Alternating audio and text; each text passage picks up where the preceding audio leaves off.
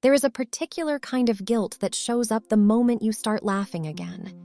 Stay with me to the end of this one, because what finally quieted that guilt surprised me more than almost anything else this year.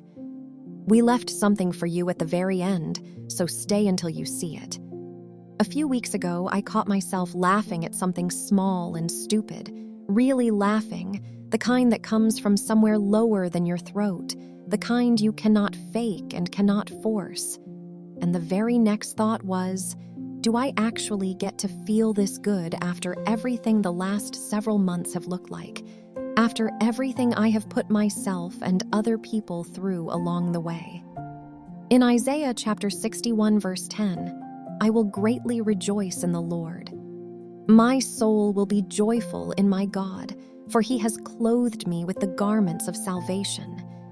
Clothed. Not handed a temporary pass on a good day, something I could lose the moment things got hard again. Clothed, the way you put something on and wear it, the way it becomes part of what people actually see when they look at you now, not a costume you take off the second life gets complicated. There is a specific moment I have not told you about yet, the one that finally answered whether joy this size was actually allowed for someone with my particular history. I am going to walk up to it slowly, because it changed how I think about the whole year.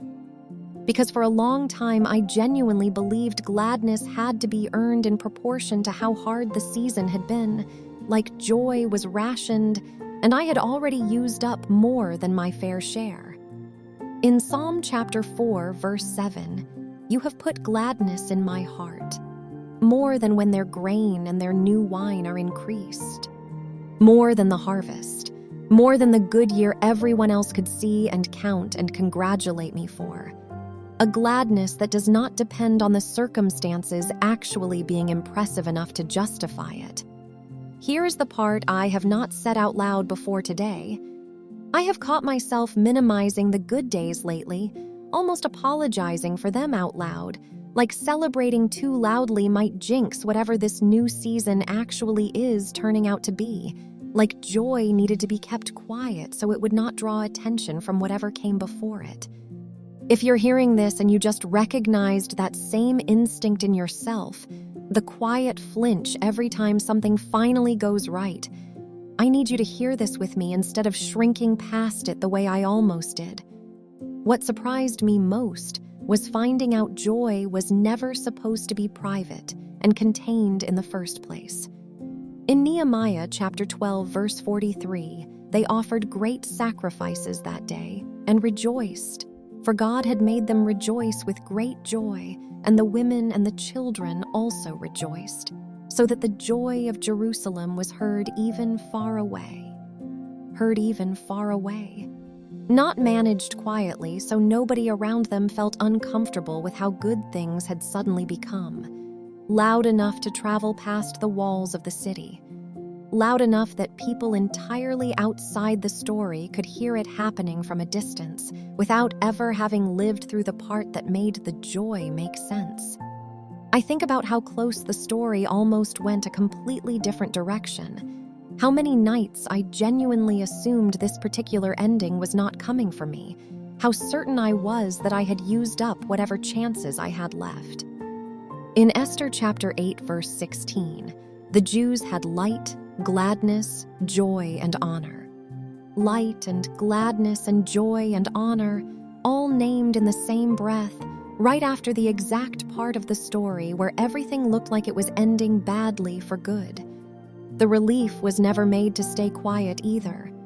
It was allowed to be exactly as loud as the fear had been the whole time it lasted.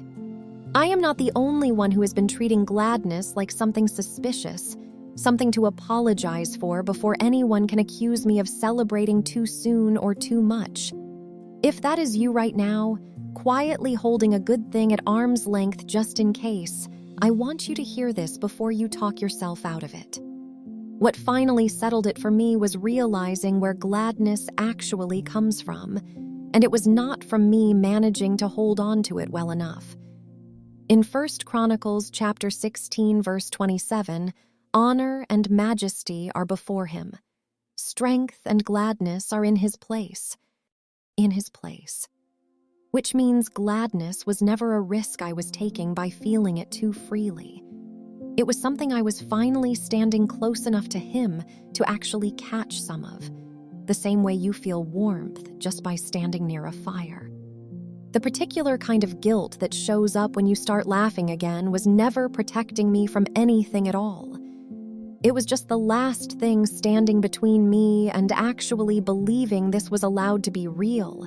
The last old habit still trying to convince me that joy this size needed my permission before it was safe to keep.